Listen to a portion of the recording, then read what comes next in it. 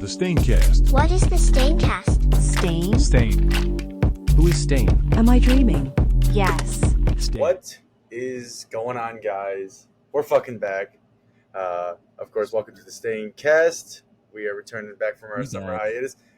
I hope everyone had a great summer. It really flew. I mean, I know people are like, it's a common saying, but I can't believe it's been since what, the first week of June or whatever it was. Yeah, it's been a fucking minute since we posted an episode. I mean, we finished off with our top 5 video game franchises back on June 14th, and we've been waiting. It's time. Our little month and a half hiatus, 2-month hiatus, has come to an end. We know you guys missed us. We know that you guys have been looking forward to our return, and here we are. Glad a to be day back. late, as usual, because it wouldn't be us without it. Nah, it's fine. Yeah, at this point, they don't even know when the actual date is that we're supposed to drop. Yeah, it's not like we made a trailer or anything. No. But, of course, we're back. Mr. Stephen E. and Mr. DL. Oh, shit, my AC's still on. DL's blasting his AC into his microphone, so that's okay. Nah, it might be fine. Who knows? Maybe the mic. We'll find out later. Of course, this week we are covering Pokemon Omega Ruby and Alpha Sapphire. Jumping right into video games, jumping right in strong. But before we do that, a couple of things that we want to go over. A couple of things have passed.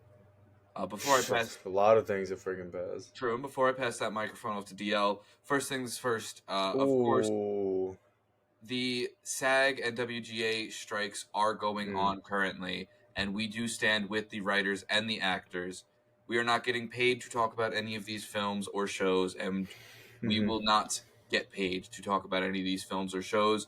We will be doing everything we can possible to ensure that we stand with them and follow those guidelines to make sure that, things go the way that they want. Because these people make our childhoods. They make these stories that we're currently, enjoying and that we like to talk about.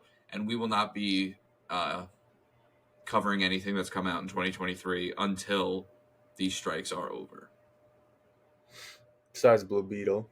Yeah, mad covering Blue Beetle. But no, but like you said, but besides that, I mean, there's a lot of stuff that's happened. I mean, I think even in the most recent memory, obviously we had, for music-wise anyway, anyone who's still keeping up with what we've been listening, we of course have Utopia from Travis Scott. So if anyone who's been watching that, I've been listening to that. We've been talking about Utopia dropping since we started this podcast, and it's finally come out, which is kind of insane to think about because we've been doing this for almost 2 years now. But we finally got it, and dear God, did Travis deliver. Yeah, no, I mean, we can make a whole episode probably just on that too. But I mean, that was definitely a very a nice plus in the last couple weeks. Obviously, you had the whole nonsense with the Barbie hype with Barbie and Oppenheimer. Both those movies came out this summer. DL did not do a double feature, but I did the in theater double feature back to back movies, and it was fun. I like the aspect of just being in the movie theater all day, like seeing 2 movies back to back. That was fun. I did enjoy that. However, we'll go into the movies itself. We'll start with Barbie. We're not the target audience. It really, it didn't do much for me. Some of the jokes were funny. It had some funny moments. But, overall, I get the message behind it. I get I get everything behind it. But it's just, it wasn't for me. It was some entertaining moments, but nothing too crazy. Yeah, I mean, the same exact way. It does exactly what it needs to do, I guess. In terms its comedy is just, I don't know. I really don't even know. I've only seen it once. Very childish, which kind of me off. But so, I said, there's some moments that Ryan Gosling, pretty much, literally just Ryan Gosling was the best part of that. Yeah, no, by far. I remember we were even talking about that towards the end of the movie, and I just feel like the whole pacing on it was weird. Even for a comedy, I feel like in the last 50 minutes, I was like, bro, what the hell? We still, I don't know. I feel like there was also just no plot to be spoken of. No, the movie was very all over the place. And even nothing really happened. Even comedies can have a plot. nothing did even really happen. No, yeah, especially with it just getting rolled back at the end. Like, it literally was just a reset. Yeah, it didn't. It wasn't great. I mean, I don't want to say it wasn't great, but like it wasn't my cup of tea. Yeah, I say, in my opinion, I didn't like it, but I'm sure there's a lot of people who probably also didn't like it. But I mean, it's a freaking target market. Oppenheimer, on the other hand, Yeah, that one hit. The That gentleman's target market. Yeah, That movie was. Cillian Murphy is that dude. Robert Downey Jr. is that dude. I mean, every single actor put on a clinic. The visuals, man. The fact that none of those are special effects is wild. I don't know how that beginning part isn't special effects. Like right on the like when he they did science experiments in water and like a bunch of other things. Yeah, with like super. Like it's so that's ridiculous so crazy to think about, and we will definitely be. I can almost guarantee that Oppenheimer will be a movie that we cover at some point in the future, whenever this whole thing rolls over. But Christopher Nolan, yet again, honestly, like almost tops himself with Tenet, and I don't want to. I like this one a little bit more than Tenet. Probably. I don't want to say for sure. I really do personally really like Tenet. I think it's one of, if not his best movie. But like going into this, like besides recency bias, like I think it has it topped. Like it. Yeah. Oppenheimer. I just think it's like a soup, especially just in the situation where like it's a World War II movie with no war being shown. I think that already limits it, and it's like you go in and it's like, and then even after seeing it, you're like, I didn't need any of that. Like I didn't need to see some Pearl Harbor scene that we've already seen. Like it shows all the stuff that you have. Like I think that's why it gets away with it, because like you never see like these actual like discussions going on like in the movies like to this level. I mean, obviously Christopher Nolan always takes everything up a notch, like for all of his like screenplay and stuff, but dialogue was great. The characters were I enjoyed all of them. Obviously, it's really a Cillian Murphy story. Fantastic for a 3-hour movie. Killian, I think is how you say it. Well, however you say his name, Killian or whatever it is, Cillian Murphy. It's the Cillian Murphy show. Like it's about Oppenheimer. Like obviously the people around him are in the story, but there's so much screen time. Like I would be interested in seeing his screen time because it's probably a good deal. He's in like almost every single scene, so it's probably ridiculous. Yeah, I mean, but it's a tough movie to recommend though, just because of that, like that time, and because it can get a little monotonous at times where they're just kind of like saying a lot of words that, like, obviously I'm not a fucking quantum physicist, I don't understand. Like you could understand something, but not like be able to replicate it. Yeah, it's like I understand what you're saying, but I couldn't now if you told me to repeat it. I sure as shit couldn't do it. I don't know what I'm talking about, but like he does enough to like at least like it's not like Interstellar where you're just have no fucking clue where it's literally him just going to like the end of and while also having like a surprisingly great cameo from freaking RDJ. Emily Blunt, yeah, she was good too. Like there was a lot of like there's a lot of really good side characters, I think, like even with also his non-linear storytelling comes back yet again for some fantastic fucking like storytelling. Like it's phenomenal. He like the fusion and fission, like they had the two separate like timelines, I guess you want to call it. It's fire. I mean, any of his movies that do that, like Memento or something like that, are great. But I guess let's see what else has come out since our break. Secret Invasion is garbage, and we're probably not going to cover it. Oh yeah. So if you guys really want us to cover Secret Invasion, then we'll cover some love. Yeah. But my face right now should show you that I really do not want to cover Secret Invasion. And if you can't see my face and you're listening to this on Spotify, honestly, you guys know. Like, you guys just know, if you've been on the internet any time in the past couple of weeks, you guys know that Secret Invasion was fucking garbage. Picture of Amelia Clark. I feel what we should do is, like, since obviously we started with the MCU Staincast, we did the entire MCU before this. Whenever we don't want to do an episode, we just leave it up to the Instagram or whatever we want to post it on. And if they say no, we don't do it. So it's like it's not just us making the unilateral decision. We're straight up just not covering that. Okay. I mean, like, everyone's gonna say no anyway, so like it doesn't matter. But like, it's just to make the fans feel like we're not just like skipping an MCU. Even though I'm sure that they are clapping right now that we're not covering Secret Invasion, and we're not covering Echo. Everybody, Yeah, we did it. We did it. Unfortunately, we made. I'm calling that. If you're making the call on Secret Invasion, I'm making the call on Echo. Oh, I'm making the call on both of them. But Loki, look, I'm not going to speak on it. Because I really am hoping that they can get some of that energy that they had from season 1. So, but it's the first season 2, right? This of is all their shows. 2 of all their shows. That trailer was very promising, very very promising. I haven't seen it because I don't even want to like get into that hype because this is not coming out till what? September? October 2nd. Okay. Yes, that's a decent whiles away. Yeah, but it looks good. I'm excited. I don't know if there's really any new content, or at least if there is any other new content worth speaking on. Just whacked the fuck out of the microphone. Yeah, I mean, even if we get about it, there's always next week, and I'm sure we have a lot of catching up to do. Yeah, so but keep a lookout. Yo, bring us in there. Do what we need to do. Alrighty, so of course, as the title says, we're doing a game instead of like a traditional like movie or TV show.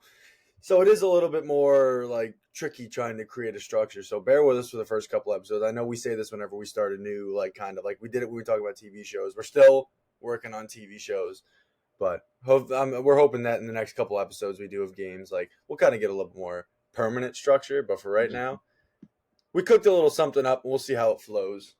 If you guys have any suggestions as we're going through, where you're just like, oh, you guys didn't even talk about this. I try to like bring everything up, and so Tag does too. But this is a video game now, so it's like there's a lot. So if you guys think of anything that we didn't talk about, or sections that you think we need to add for future games and future topics and everything like that, then please let us know. Let us know in the comments. Message us on Instagram, whatever the case may be. But without further ado, time to talk about Pokemon Omega Ruby and Alpha Sapphire. Woo. I mean, of course, we're going to start with our teams. Yeah. I think that's pretty... For those who don't know Pokemon, and to be honest, if you're still watching this and don't know anything about Pokemon, good looks. But Pokemon is a team-building RPG where you build a team of 6 or more, but I really stick to only 6. Same with DL, of these elemental creatures that have their own typings and type charts and weaknesses and resistances and evolutions and all this other fun stuff that you build together to make a team with nice synergy to go and, we're going to tackle some gyms, beat the Elite Four, whoop Team Magma and Aqua's ass, and we'll just get right into it. And just for disclosure, you played Sapphire and I played Ruby. Correct. Yes, we did play opposite versions of the game, and we're gonna continue to do that for all Pokemon games. If we cover them, DL will be playing one, I will be playing the other, just because it makes it more fun that way. Why the fuck not? Yeah. No, I definitely agree. I think that makes sense. So, okay, so I was thinking about it. Do we want to share our screen to like show the team just so it's like more of like a visual? That way that everybody watching can talk. Yeah. Absolutely. Especially for YouTube, I feel like it makes it more. Yeah, agreed. So DL, if you would like to go first with your Pokemon Omega Ruby team, and from my understanding, you picked a lot of your childhood favorites because, of course, we've played through this quite a bit of times. So you've picked a lot of your childhood favorites for it. Oh, yeah. Absolutely. Can you see it? Yep. Yeah, so the first 3 are all going to be the team to beat. Like, those are always on my team when I first played Sapphire, Ruby, or Emerald. I played Emerald the most. Magnezone didn't exist back then, so... Well, yeah, Magneton. Sorry. Yes. So I'd get Magneton also. Swellow is normally on this list, but I wanted to switch it up because I've used Swellow so many times. And Gardevoir was in 3, right? Yep. And she was level 30, yep, because you didn't have to use any. I think it's still level 30. Regardless. So Gardevoir was really difficult to get in the OG games. Like this game, Maybe it's just when I swear when you're not looking for a guy, you always find him. I found like 2 Raltzes in a row like by accident, but I know it's like super Yeah, low. it's still 5% like it was in Yeah. Gen 3, but what makes it easier is it's easier to catch multiple Pokemon in this game. Hmm. So like for instance, DL playing Omega Ruby did not have access to Ludicolo, so I had to go catch Yeah. Ludicolo for him. And the Dex Nav, which is a fantastic feature in this game, and I wish they would have brought back, makes it very easy to where I can just continue to search for specific Lotad Yeah. until I find the correct nature and ability that DL was looking for. Yeah, he has like a whole star system that shows you like how like kind of like its Potential of potentials. Yeah. IVs and shiny chance increases. They can have Yep. egg moves through this. They can be like 10 levels higher than you can actually catch them in the area. It's the Dex Nav is a fantastic feature that they added to it that really makes team building fantastic, Yeah. like really well. And I will talk Yeah. about that when I Especially. get to my team because I use it quite a bit. Yeah. So for me, this team is a little weird. So it actually, I have 2 guys with no genders, so it wasn't even difficult for me. But for me, for some reason, I'm just so used Magnezone to. and KO both have no genders, right? It's those Yeah, two. yeah, both of them don't. Neither of them have genders.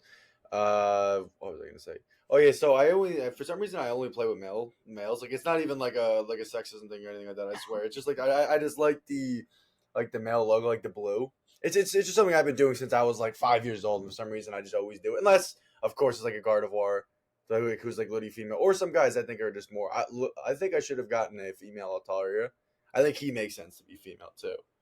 But Yeah, regardless, do that. I nicknamed all my guys too. Do I? Blaziken. So I'm gonna say I got to come up with one for my Absol. I didn't come up for one for him, but Blaziken's gonna be Travie.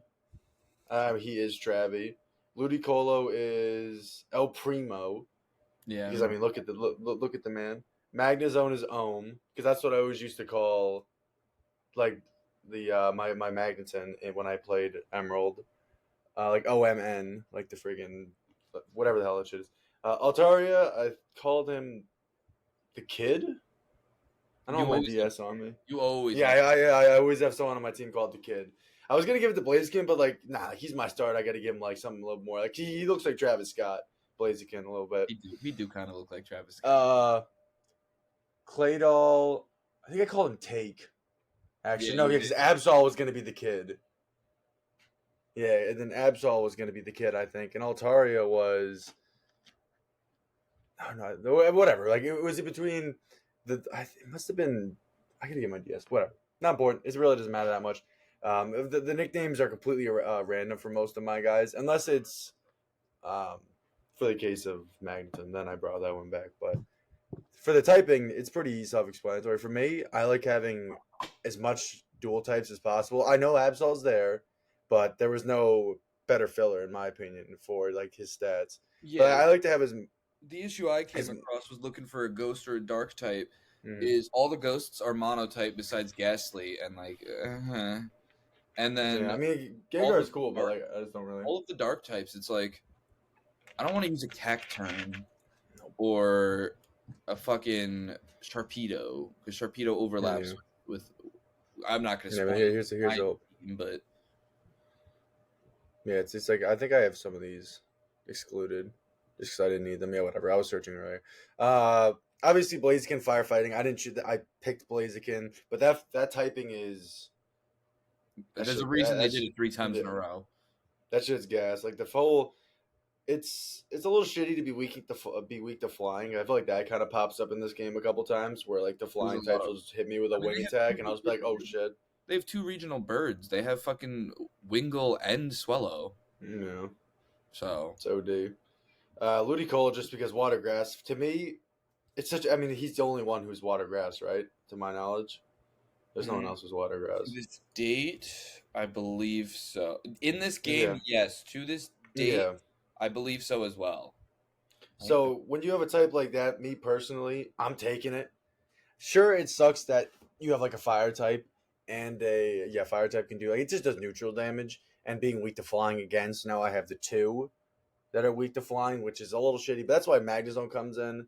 because anything steel, now you have electric. Like obviously he's got the double type, the quad weakness. So like Yeah, ground type moves. quad weak to ground is a rough one to have, especially in Yeah. this generation. Yeah, absolutely. Especially when you have every guy learning fucking Earthquake, and when you get Earthquake in the Victory Road or whatever. Yeah.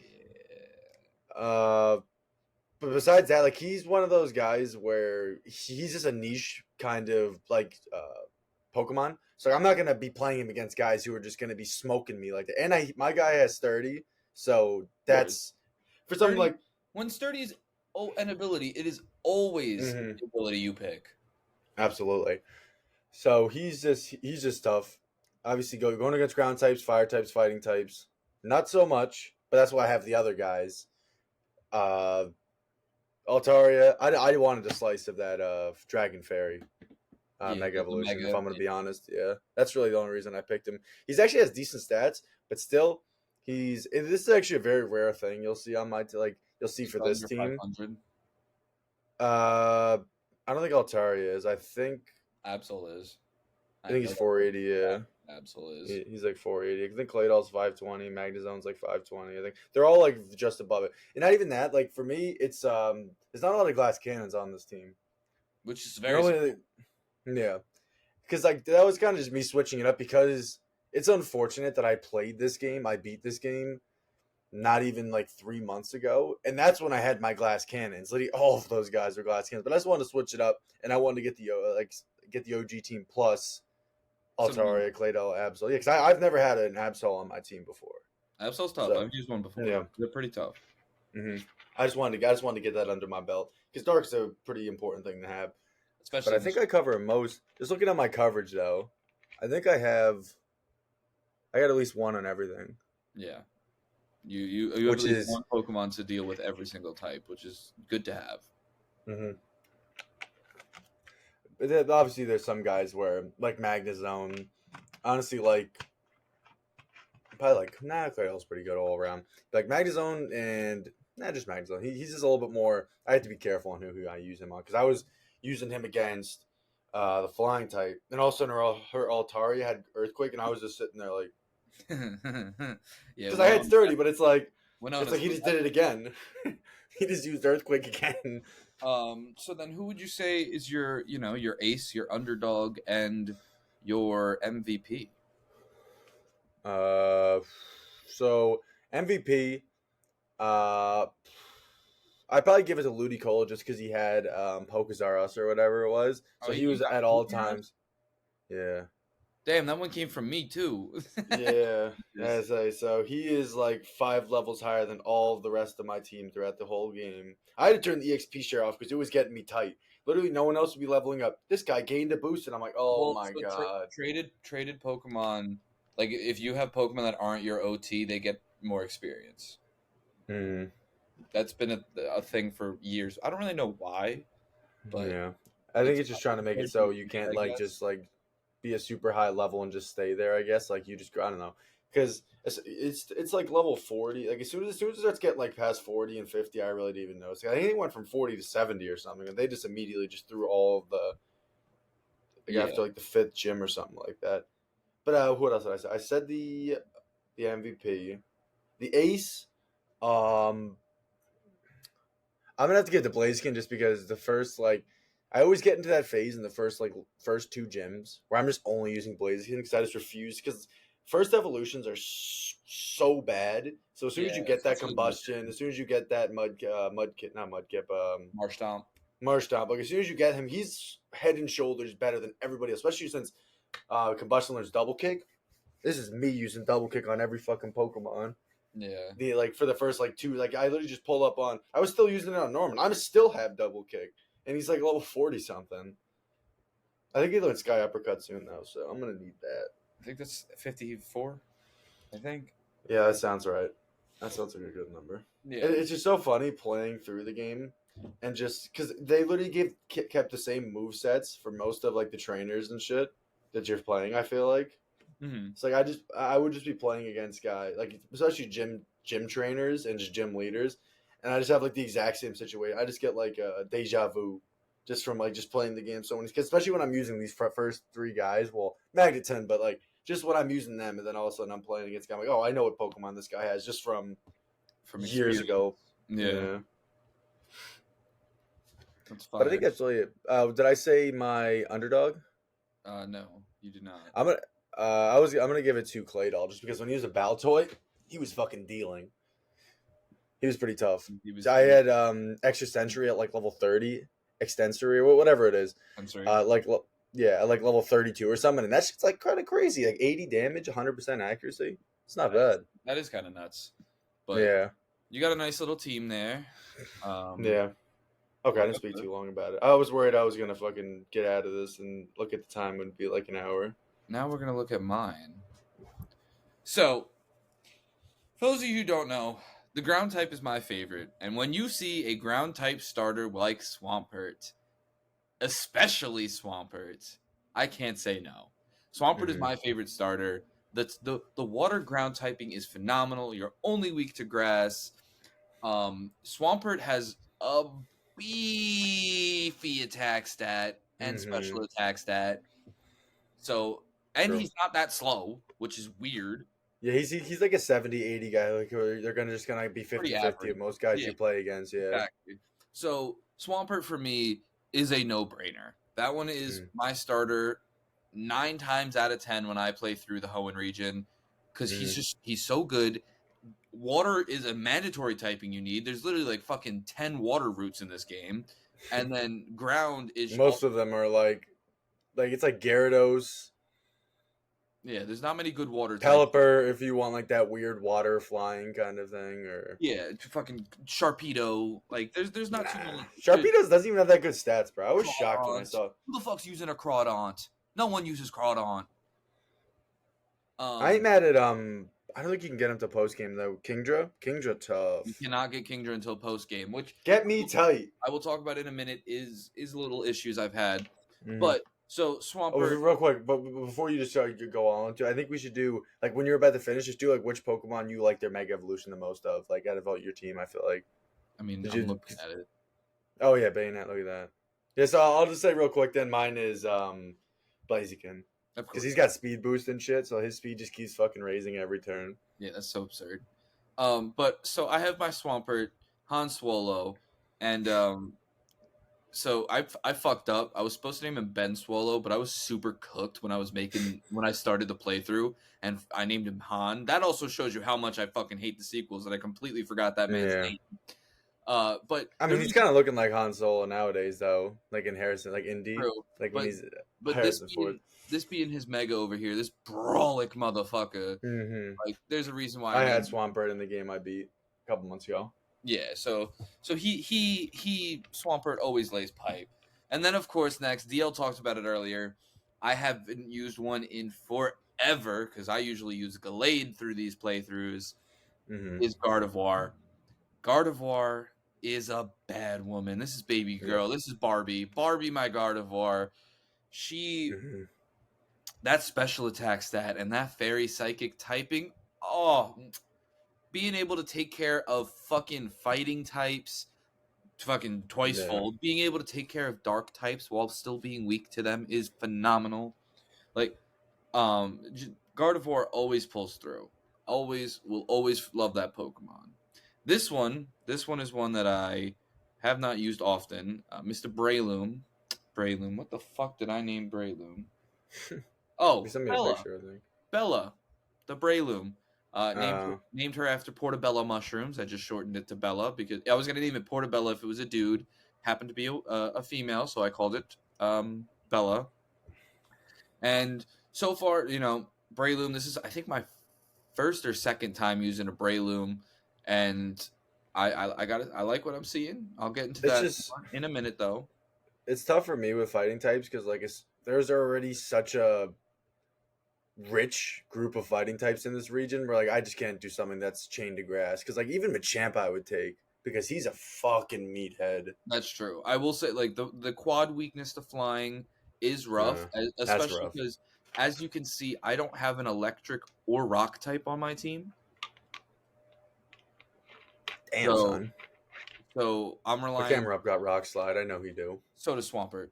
But I guess then next we'll go into Bruce the Crobat. If you guys don't know why Bruce. it's Bruce, just wait for next week's episode. But Bruce the Crobat. Crobat is one of those Pokemon, like Crocodile, that I have to use on every single team that he's available on. His speed stat is insane. He's a Night Slash, X Scissor, Cross Poison, Acrobatics. Literally, Dirtbag. that is my moveset.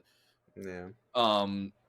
Fantastic coverage moves, fantastic Pokemon, fantastic typing. Poison Flying is great. And just Crobat is one of those Pokemon. It's from Gen 2. It's one of the oldest ones we got. And it is still one of the best and one of my favorites. Then moving on, we have Camerupt. The Camerupt I used was a dude. So let me change that real quick. Camerupt, Oppenheimer. Oppenheimer the Camerupt. Fire Ground is being quad weak to water is a rough one, and I also did double up on ground, but ground is my favorite type, and to be honest, if you don't pick Blaziken, you're got slim pickings, and I'm not using Torkoal or fucking Slugma. No. So that's real fucking slim pickings. Ninetales. Yeah. So Camerupt it was, but finishing off the team, I have Abel the Mega Bayonet.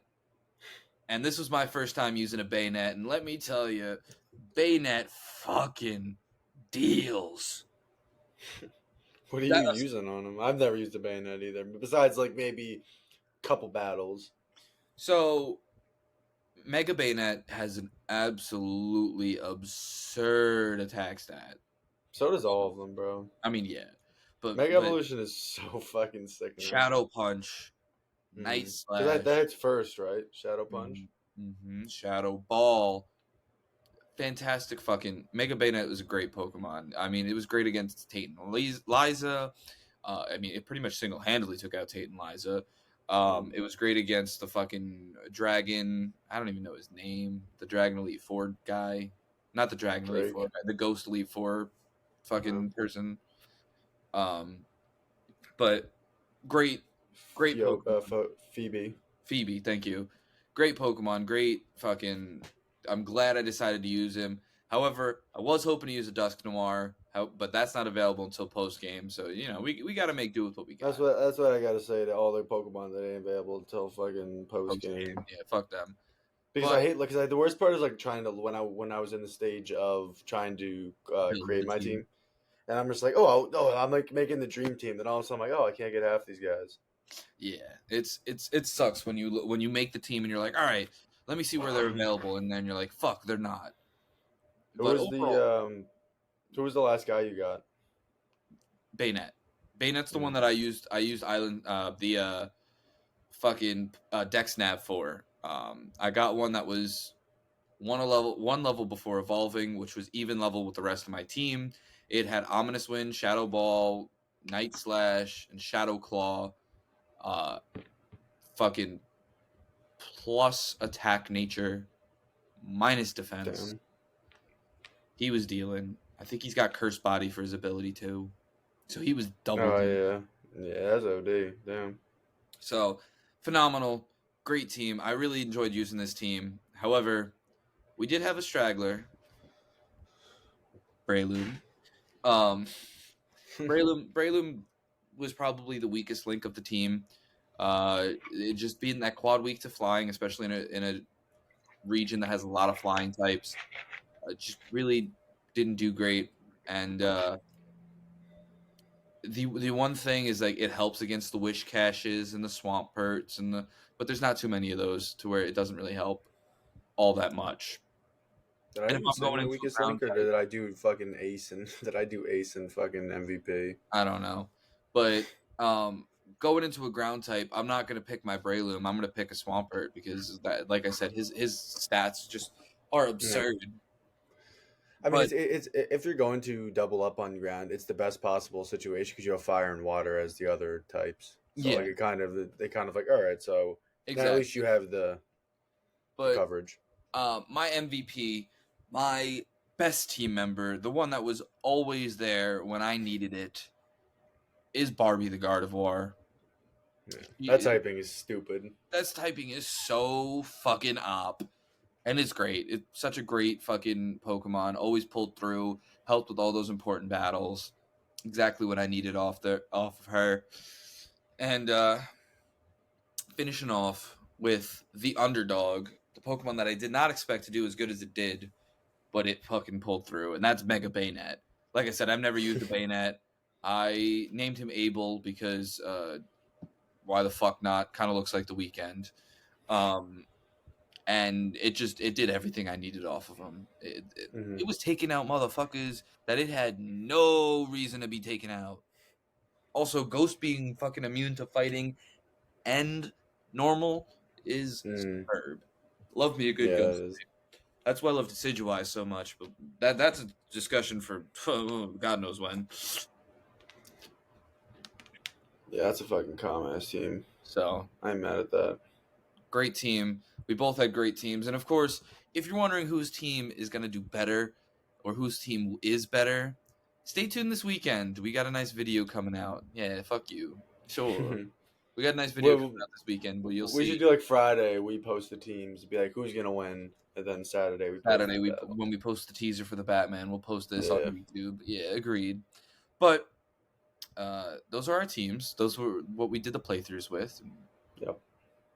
I will just say the span between first evolution and like middle to end of the second evolution is fucking pain. Or just like the entirety first and second evolution for some of my guys, because it's easier for me to pull up with an example. I won't even mirror to the screen, but for my Swablu, oh my god, terrible moves up until like level, evolves at 35.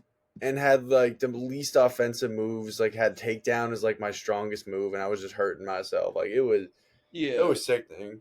And that's the one issue with going back and playing older generation. Honestly, playing any generation earlier than Gen 8 is in Gen 8 and 9, they expanded these Pokemon's movesets tenfold.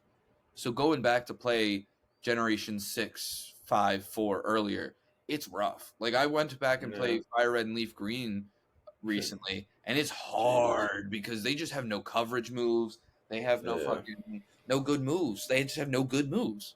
Yeah, then you have like shit like sleep and poison. Like when poison used to do you damage to your guys outside of the bag when you were just running. That was hideous. That was it. When confusion was like a 66% chance or whatever it was to confuse. It's like, holy crap. Yeah, because I think they obviously, but like Gen 1 and Gen 2 were really like where a lot of things fucking changed, like the jumps between them, 2 and 3. Yeah, going from 2 to 3, and then honestly going from 3 to 5. 4 introduced a lot of fucking final evolutions. That's why I always got to show love to Sendo. 4 introduced a lot of final evolutions. We had the physical special split, which was so mandatory. It's literally what made Feraligatr viable in in Heart Gold Soul Silver playthroughs. Is it had the correct stats for the fucking moves that it was trying to use. So, but that's too much to get into right now. We're rambling. This episode's starting to get long as it is. Yeah, I mean, there's not much to talk about. So if we're just gonna talk about, I could do a little brief on the story. So for me personally, when you don't have voice acting, I'm just gonna keep pressing that B button. Literally, I'm just gonna keep doing. You should see me when I'm fucking sitting there playing the game. I just start. Yeah, I mean, it's not a coincidence that if you look at the buttons on the DS, out of all the ones that are pressed in and like the most used, it's the A button, like the one that's freaking. My A button is so yeah. My A button is so faded and so like worn out just because that's why I started using a setting where L equals A on on all Pokemon games, so I can sit there and start spamming the left trigger. That's it'll count as the A button. That's fucking mandatory, yeah. Because there's just like I enjoy, like I don't have a problem with reading, like I do read, like I don't have any problem with it, but it's just that the dialogue itself and like how much filler is in all of the sentences that they say. Like, so all right, there in cutscenes and dialogue you could probably shave off like 4 hours alone, and I'm going to tell you exactly what happens in the story right now. You move into the Hoenn region from Johto, you get your first Pokemon. You decide that you want to go out on the gym adventure. You meet Wally and May, who are your rivals. You battle them a few times. Wally ain't no rival. He's soft. True. But you battle Wally and May a couple of times. You battle all That 8 one battle he has, the last battle you have on him, he's actually pretty juicy. which we'll get into that in a minute. You battle all 8 gym leaders. You take down Team Magma and or Aqua. You catch your box art legendary. You take on the 8th gym. You take on the Elite Four. You take on the champion, and then something nice that they did in this game is they actually gave you a final fucking battle where you fight May or Brendan if you're playing as May, but you fight May, and Brandon. yeah, That's his name. That's his name. Yeah.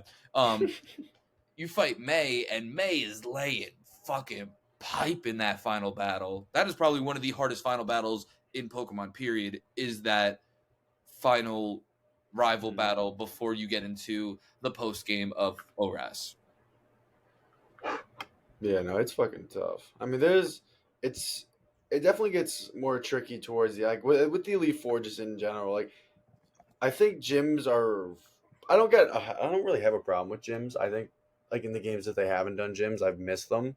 Mm-hmm. But it really is so easy when you have like a gym's dedicated to one type. Maybe it should be 2. I don't know. Like, should it be? Because I mean, there are some games and regions where they just have random miscellaneous guys on their team because there's just not enough to fill a roster.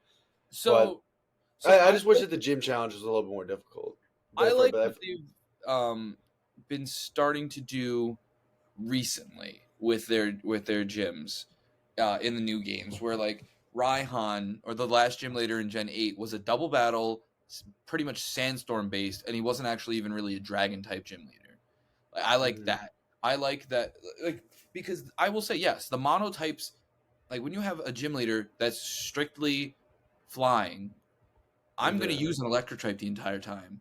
That's all. Or if you have a gym leader that's strictly fighting, I'm using a psychic type the entire time, and I'm not going to switch because 9 times out of 10 I'm not going to take damage. No, it's like even if they have like that meta type that's literally fighting psychic, I'm still gonna like 2-shot them because my ass is like 4 out of 4 freaking levels over leveled because the EXP share is ridiculous. And look, we didn't even talk about it on our teams, but there's a very hideous thing about it, and this isn't just this game because HMs have been around for way too long. I mean, obviously nowadays we don't have to deal with it, but anyone who played these games during like the HMs, which is basically most of the entirety of the game's life, anything from fucking Generation 6 or before.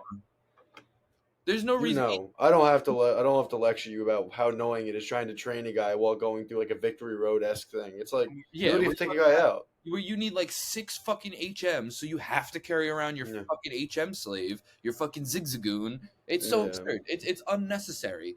HMs, the removal of HMs was the best thing Pokemon could have ever done, and the fact that it's like you can still teach it to your guys, and if you want to use it, you like have them use it. The fact that I can't delete it is so stupid. Why can't I delete the Rock Smash that I taught my fucking Breloom at level fucking 15?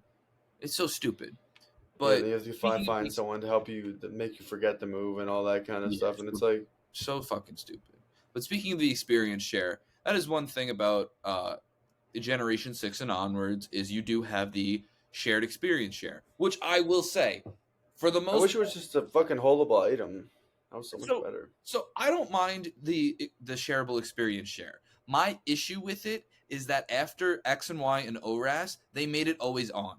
There is no reason why I cannot turn it off. I should be able to turn it off if I want to just train one guy, which is what I did in this game. The fact that in Scarlet and Violet and Sword and Shield, BDSP, etc., is that you cannot turn it off. Why the fuck? It is a simple toggle. Especially like, BDSP. Like, look, we'll slander BDSP multiple times in this episode, and I'm sure we probably already have. But the fact that like a remake doesn't have an option turned off is even more like kind of crazy to me. I mean, I feel like that game's also not really a remake. Like, it's literally just like. I want to talk about BDSP. Yeah, you're right. Keep going. But yeah, so like I do appreciate that in this game you can turn the EXP share on and off because if you don't want to use it, you can. I love that the fact in this game that you have Mega Evolution, and unlike X and Y, you can get the Mega Evolutions in the main story. X and Y, you had to wait until post game during 8 and 9. Really? 8 and 9. Yeah, you had to activate something between 8 and 9 p.m. and then you had to go around the entire region collecting all the Mega Stones. That's fucking wild. In this game, They're just available whenever. Yeah. I think you can get the fucking Manectrite. Yeah, but you need the bracelet. Yeah, you can get it before you get the bracelet, which is crazy. You can give it to him, You and can you can get the Mega Stone from Manectric before you even get the Mega Bracelet, but you Yeah. can't use it obviously until you get Yeah. the bracelet. But you can get it way before Yeah, it's in the freaking cycling yeah, it's area. the cycling road. Which Yep. like I don't know why they didn't do that with Yeah. Why, which is but I'm glad they at least did it here. And another thing I'm Mhm. glad they did here is unlike X and Y, is they give a lot of main battles mega evolutions. Wally has a Mega Gallade, fucking Steven has a Mega Metagross, not Lysander. Archie That has thing is disgusting. yes. Archie has Mega Sharpedo and Maxie has Mega Camerupt. Like they just built on the fact like of when in the other games or in X and Y, the only battles that had megas was Mega Gardevoir for the champion and Lysander had a Mega Gyarados. That's it. That's the only megas you fought. But in this game, you're actually fighting megas. You're actually using megas. Megas really are so weird when you look at like the list of all the Pokemon that have Megas. Like It's it so is like random. So yeah, random. so it literally feels randomly generated. Like who has one and who doesn't. Like the fact that Mawile has a Mega, like just some random. I feel like Doug Trio should have had a Mega. Why does Audino have a Mega? Like Doug Trio could have had a Mega. He would have been fire. Like I feel like he would have been really It tough. would have just been 4. Yeah, I mean, yeah, of course. But it's like it's so cool. Like low punny. Never mind, I'm not mad at that. Just an excuse to give these guys better stats. Mega Galele. Mega Galele. And don't even get me started about how they massacred my boy.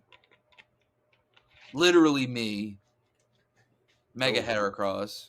Oh, yeah, he changes I'm a regular. lot. I'm regular Heracross. But Mega Heracross is fucking hideous. Yeah, I don't know what they were cooking with that. They were cooking. That's Yeah, for sure. But yeah, go ahead. yeah. So we've kind of been going in. We can do a quick little like just better or worse than Game Boy Advance. I think it's pretty obvious. Oh, this is way Like better. obviously, so things have changed for the better and worse. But I mean, at the end of the day, like when you have the hindsight of all these previous games, and then now you can put it this game, which is older than I thought. I'm not gonna lie. This game Omega came out Ruby in and Alpha 2003 or 2004. No, not Omega Ruby and Alpha Sapphire. Oh, Omega Ruby and But Alpha? even, Or yeah, but even those are no. I'm talking about Omega Ruby, Alpha Sapphire. Oh, Even yeah, these those came out games in are not that. 2014. That's what I'm saying. Like that's still kind of a long time ago. That's still almost 10 years ago. Jesus Christ. I remember getting those on launch day. Oh my god. Yeah. Yeah, no, that's crazy. I think it's pretty obvious though. Obviously, Game Boy Advance it'll always hold the nostalgia because those graphics, I think, just like, I want to say they look better. I feel like I just want to say it looks better just because the Game Boy Advance wasn't very sophisticated. So like, you weren't looking for some because it definitely be lagging when it can't handle the moving screens on each side in a battle. Where like where you'll see like your Pokemon moving and then their Pokemon moving, then they'll also have like some sway. You guys It will freezes a definitely lot. You guys will see when we post the video of me and DL's battle, like double battles especially when you have 4 Pokemon, if you have a weather I effect can't handle in that. place, the 3DS feels like it's about Yeah, to fucking the weather effect with the rain, like this is the raindrops. Like they're just it's bad. freaking. Now the they worst just one move is Sandstorm. Sandstorm fucks that shit up. Mm-hmm. Too But much particle effects. yeah, but overall, this is better. I mean, you don't have to deal with the Game Boy Advance clock battery dying. You don't have to deal with trying so hard to find Pokemon. You don't have to deal so much with some of the grinding. That it has unlimited TMs. Oh my god, unlimited use TMs, fucking nice. That's massive. I love still going back every once in a while to play through those older games. But honestly, like I don't like. There's just not much of a reason. I'll go back to Generation 4 and from the DS onwards. Those are the ones I mainly go back to. I'll go back and I'll play Fire Red and Leaf Green or Ruby Sapphire Emerald every once in a while when I like really need that niche or that itch for it. The games, it's just all of the quality of life choices that they've made to build with, and especially in ORAS. And I gotta say, a lot of people say Heart Gold Soul Silver is the best remake, but I think hands down, no question, I think hands down, no question, it is ORAS. Because me personally, this might be a hot take, but Johto's a boring ass region. Johto means nothing without Kanto, and I'm kind of sick and fucking tired of Kanto. Another spoiler alert: playing against level 50 first evolutions because they don't know how to level manage a game is fucking annoying as shit. Yeah, Literally, it's one of those things where it's so you get all for you just see like you all you can see is all the good things about it. I forgot what whatever the phrase was. It's like all you can think about is, oh my god, being able to fight 16 gyms, being able to like rebattle all the gym leaders, all these different regions and all these different areas you go to. But then you play it and you're fighting against trainers at like gym 12 that are like level 50 abras. It's like, no. It's like, I don't want to fucking do this. You get no XP. And then you're going through Kanto And then trying to fight the And for some reason, the only Pokemon you can find in the wild are level 5 Ratas. What the fuck, man? What the fuck? But this game it's cool that they give you. It's just cool. I just think you should have been there. You should have reset. You should have been able to keep some guys like the same thing Ash does. Like you should have. Like I just don't think you can have two regions at least unless they learn how to make an actual interactive leveling system where like it adapts to whatever level you are. But they're probably never going to make that because they're Nintendo. So you got to be able to reset the game or something.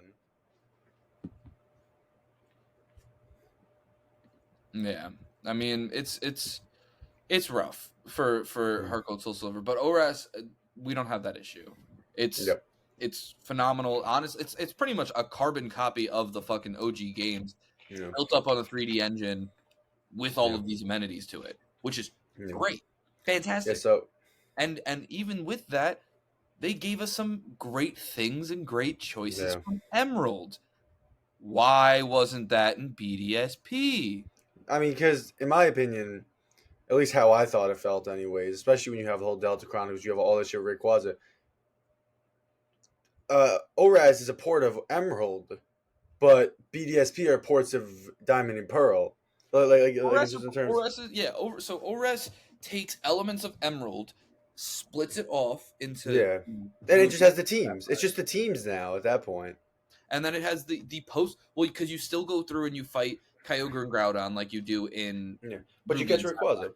But then you catch Rayquaza afterwards. And then you fight Deoxys after that. Fuck, needed that. Bro. That shit's tough. Back to back fucking Deoxys is one of the coolest looking Pokemon. It's literally Mumbarilla in defense form. But like the Delta episode is one of the best post games, and the next closest thing we have to that because it's better than fighting trainers. Like even like I love Sinnoh, but Sinnoh's after post credits are trash. When you go to the Battle Resort or something like that, I'm not a big and fan. you can't even enter until you complete the entire Pokedex. Like that ain't it. And it's like I'd so much rather the story. And the next closest thing we got to this is in Ultra Sun and Moon when we got the Rainbow Rocket episode, which again is still pretty good. But it's the story doesn't even have to be great. It's just like give me more to do because you beat the Elite Four, and it's like in a lot of these games you're not even getting your like if you use Dragon types like me, you're not even getting your final evolution until like the Elite Four. It's like all right, I want to use this guy now. Like I literally haven't. And all the battle towers and battle resorts you'd use rental teams, fucking no XP. It's like, no XP, and then on top of that, like this game gives you the option of catch every previous legendary. No, because the whole battle nav system or whatever that shit is crazy. Dex nav is great. Dex nav, and then you have all the wormholes and we didn't even fucking talk about the Eon Flute and being able to fly around the whole region on top of Latios and Latias. That shit is so epic. That negates needing fly on your Pokemon, and on top of that, it was like the beginning of them just turning Pokemon into HMs and stuff. Yeah, and it's just dope as fuck to see. Like, and then if you have like certain Pokemon in your party or certain things, then you can go and find a wormhole to catch Reshiram and Zekrom. You can find a wormhole to get Dialga, Palkia, and Giratina. Like it's so epic that you have so much to do in this. You can go catch all the legendaries. You can go get all the unknowns. You can go get all of the. You can go get Rayquaza and Deoxys, which. Oh, Pokemon and their themes, Pokemon and their battle themes are great. Yeah. But you know what really hits the spot? The Zinnia battle theme. right That before you fight. is. Right before you fight Yeah. Rayquaza, you fight Xenia, Mhm. the dragon bitch, and Yep. oh my god, does that theme hit the fucking spot?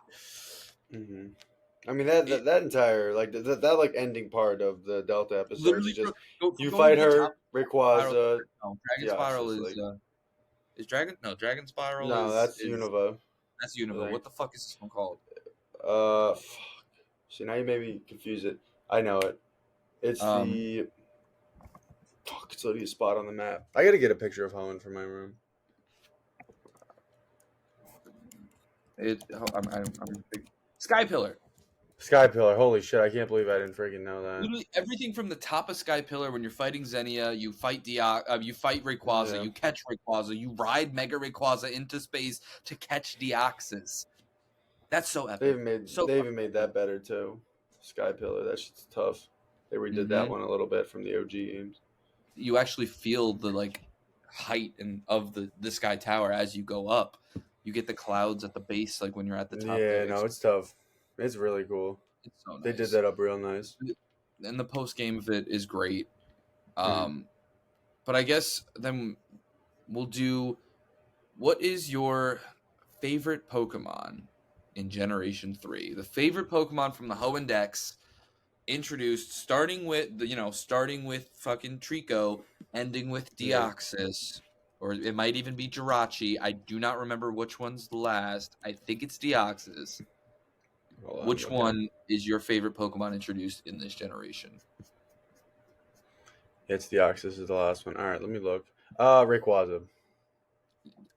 I think that's a no-brainer for anybody Yeah. because it's also mine. There's a reason why I want to get a tattoo of Tiny Rayquaza up my arm. Yeah. It is the fucking coolest legendary. It's shiny.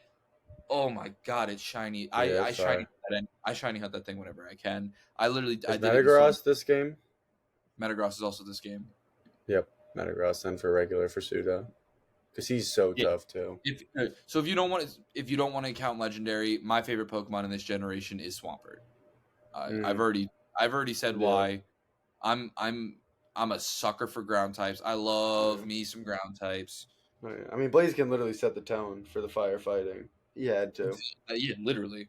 He walked so Infernape could run. True.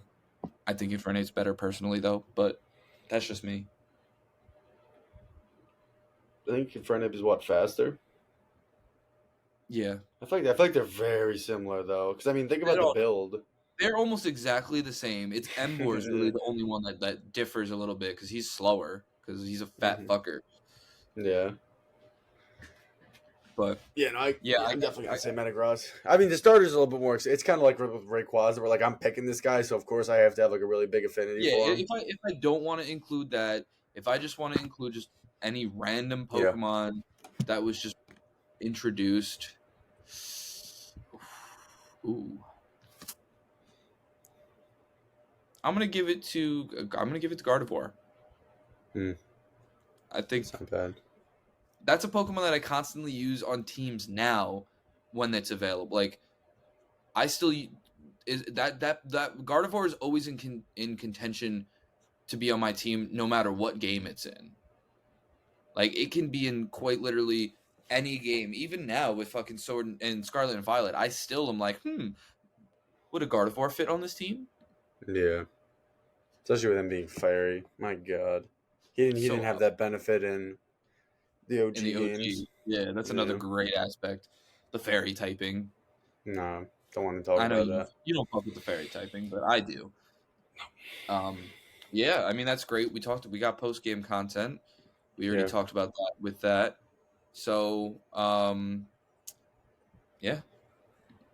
What else you got, DL? See, I think I wrote like one thing down for some reason. There was just one particular thing that was getting me tight. What was it? Let's see. Oh yeah, Combustion or whatever his name is. He learned Focus Energy at like level 38, and I was horrified.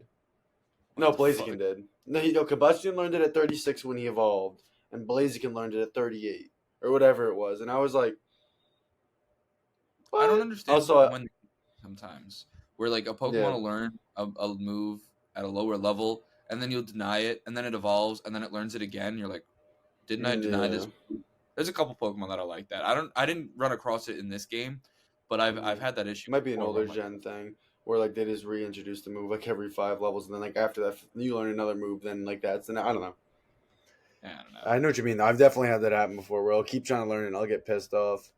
Yeah, I'm like, yo, I don't want you to learn this fucking move.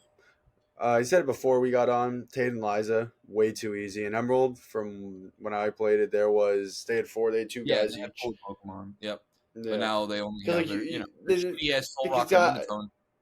Yeah, which I mean, I know you probably did it. Which whenever I played it, I mean, it's so easy with Swampert. You just use Surf, and they're fucking dead. Like that shit is way too easy on Swampert.